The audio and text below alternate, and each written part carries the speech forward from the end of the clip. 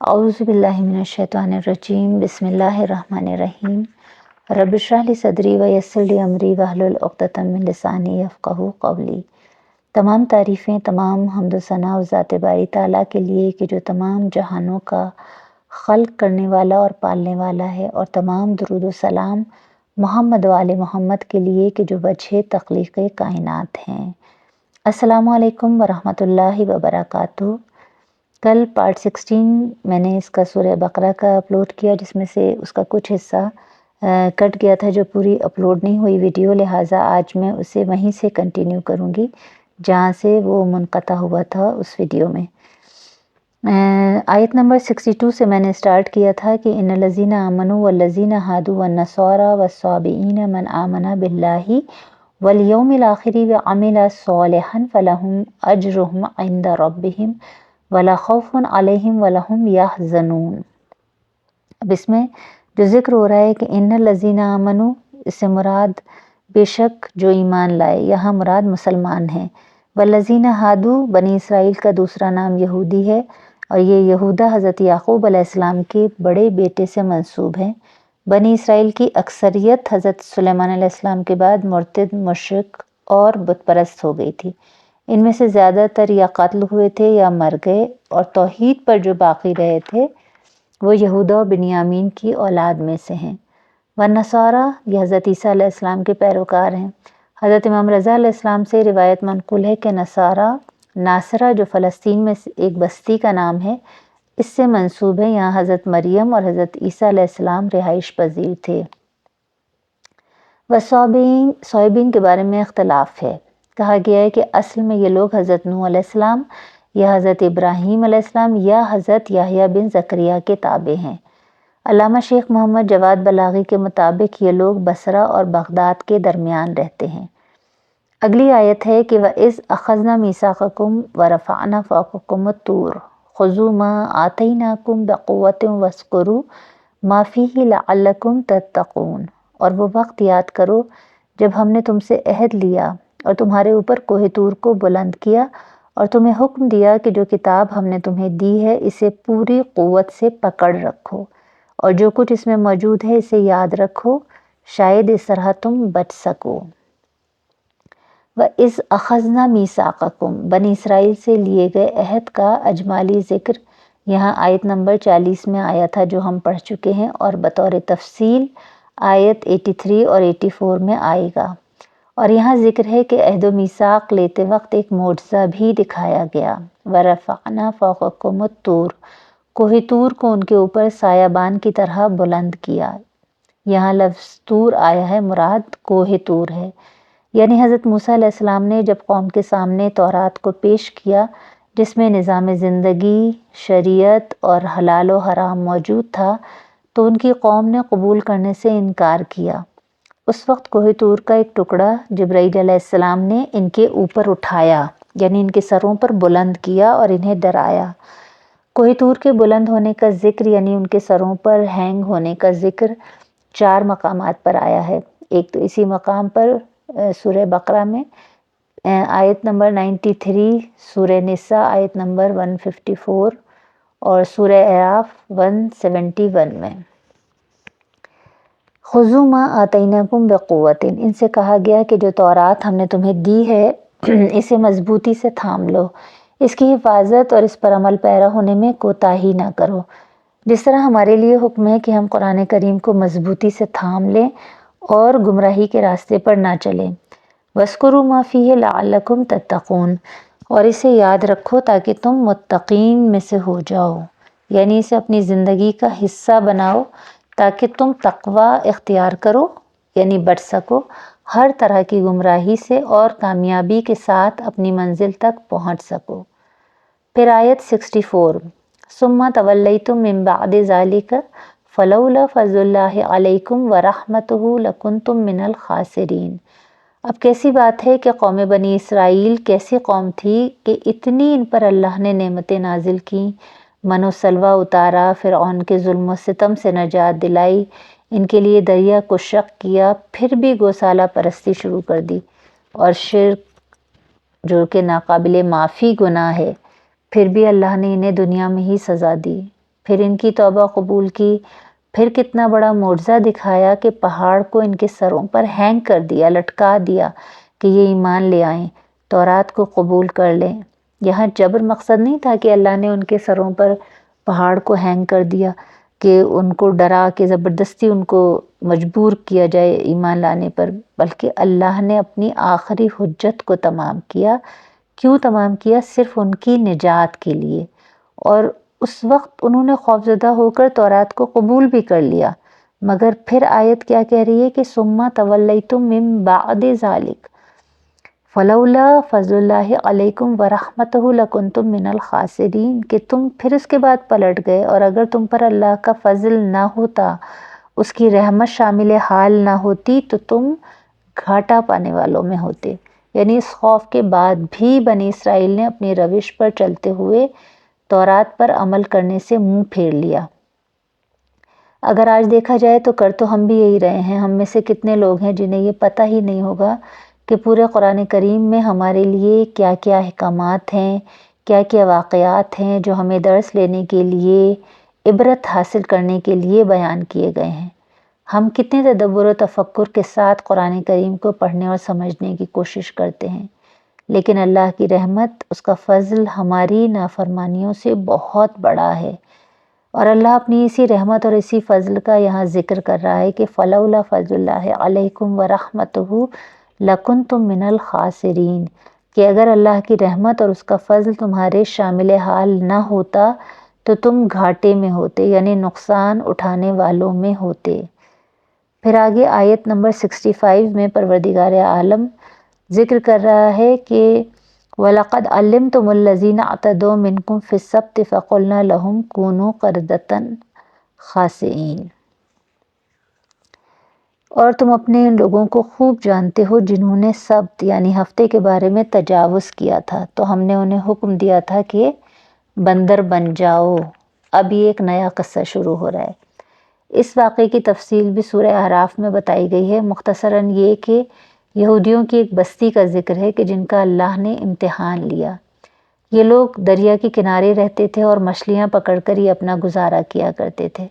خدا نے ان کی آزمائش اس طرح سے کی کہ ان سے کہا کہ ہفتے کے دن تم لوگ مچھلی کا شکار نہیں کرنا، مگر اب یہ بھی اللہ کی طرف سے ان کا امتحان تھا کہ باقی دنوں کے مقابلے میں ہفتے کے روز صبح صبح بہت ساری مچھلیاں کنارے پر آ جایا کرتی تھیں۔ اب انہوں نے سرکشی اس طرح کی کہ چاہتے تھے دین بھی محفوظ رہے اور مچھلیاں بھی ہم پکڑ لیں، یعنی اللہ کو دھوکہ دینے کی کوشش کی۔ جس طرح ہم دین میں ہیلے اور بہانے تلاش کرتے ہیں نا، کہ پتہ ہے کہ حجاب واجب ہے مگر جب نہیں کرنا ہوتا تو کیا کہتے ہیں کہ حیا تو آنکھوں میں ہوتی ہے، حیا تو دل میں ہوتی ہے، جب حج پر جائیں گے، عمرے پہ جائیں گے تو حجاب پہن لیں گے، اور جب عام زندگی میں ہوں گے تو پھر اپنی مرضی کے ہیلے اور بہانے تلاش کریں گے۔ جیسے کہ ہمیں شریعت کے تابع نہیں ہونا چاہیے بلکہ شریعت کو ہمارے تابع ہونا چاہیے۔ اسی طرح جن کو نماز نہیں پڑھنی ہوتی وہ اسی طرح کے ہیلے بہانے کرتے ہیں کہ ہمارا اور اللہ کا معاملہ ہے، ہم پڑھیں یا نہ پڑھیں، یا پھر یہ کہ اللہ میاں جانتے ہیں کہ ہم کتنے مصروف ہیں، اللہ میاں انڈرسٹینڈ کرتے ہیں۔ ہم اس طرح کی باتیں کرتے ہیں، ہمارے بچے بھی کرتے ہیں جب ہمیں ہیلے اور بہانے کرنے ہوتے ہیں، یعنی ہم شریعت کو اپنے تابع کرنا چاہتے ہیں۔ تو بس اسی طرح انہوں نے بھی راستہ یہ نکالا کہ کچھ تالاب بنا دیے، تو ہفتے کے دن جب مچھلیاں آئیں گی تو ہم پکڑیں گے نہیں ان کو بس جب یہ کنارے پر آئیں گی تو خود ہی تالاب میں گر جائیں گی۔ اب ہم تھوڑی انہیں پکڑ رہے ہیں۔ اب جب ہفتے کو مچھلیاں آتی نہیں تو ان نہروں میں سے ہوتی ہوئی تالاب میں آ جاتی تھی، پھر یہ اس راستے کو بند کر دیتے تھے اور پھر اتوار کے دن صبح کو جا کر انہیں پکڑ لیتے تھے، یعنی اپنی چالاکی سے حرام کو حلال کر لیتے تھے اور یہ بھول جاتے تھے کہ اللہ تو وہ ہے کہ جو ہمارے دلوں میں گزرنے والے خیالات سے بھی واقف ہے۔ تو لہٰذا کیونکہ ان کا یہ اقدام قانون خدا سے کھلی سرکشی تھی، اس لیے ان کی سزا جو اللہ نے ان کے لیے تجویز کی کہ ان کو ذلیلانہ انداز میں بندر کی شکل میں تبدیل کر دیا گیا، اور روایت کے مطابق یہ لوگ 3 دن زندہ رہے تھے اور 3 دن کے بعد سب مر گئے تھے۔ فَجَعَلْنَاهَا نَكَالًا لِمَا بَيْنَ يَدَيْهَا وَمَا خَلْفَهَا وَمَوْعِظَةً لِلْمُتَّقِينَ۔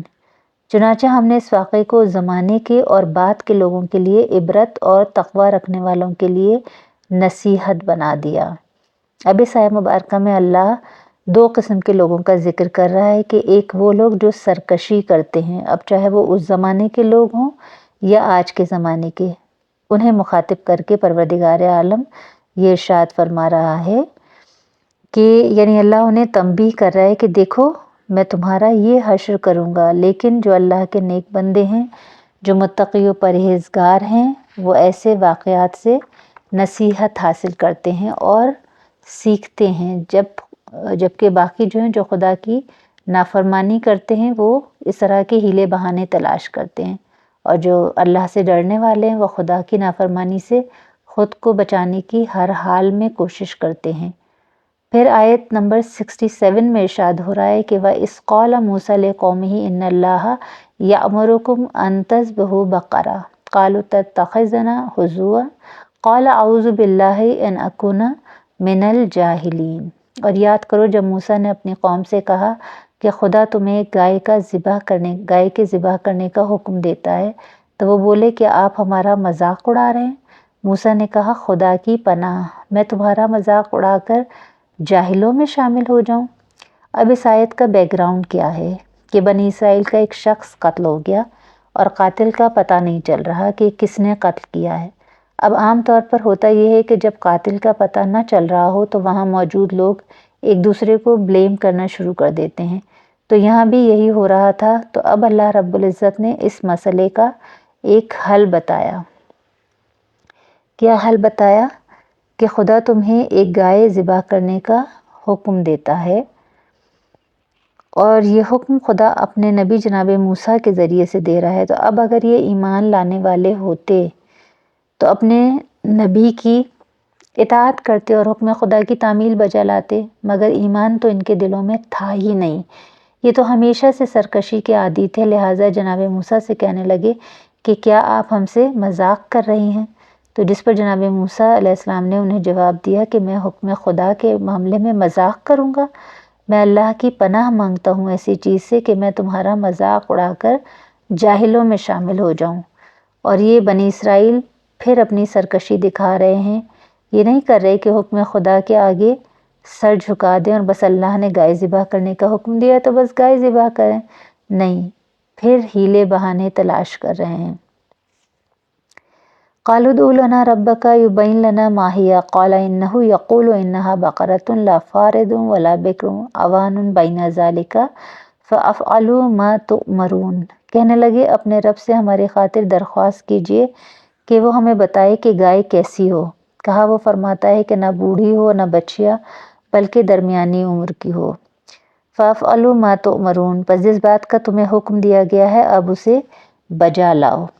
تو جب ایمان نہ ہو تو یہی کیفیت ہوتی ہے کہ خدا کے سامنے سر تسلیم خم نہیں کرتے بلکہ ہیلے بہانے تلاش کرتے ہیں، اور جو لوگ دین میں کیڑے نکالتے ہیں، ہیلے بہانے کرتے ہیں، ان کے لیے دین پر عمل کرنا پھر آسان نہیں رہتا، اللہ خود ان کی مشکلات میں اضافہ کر دیتا ہے۔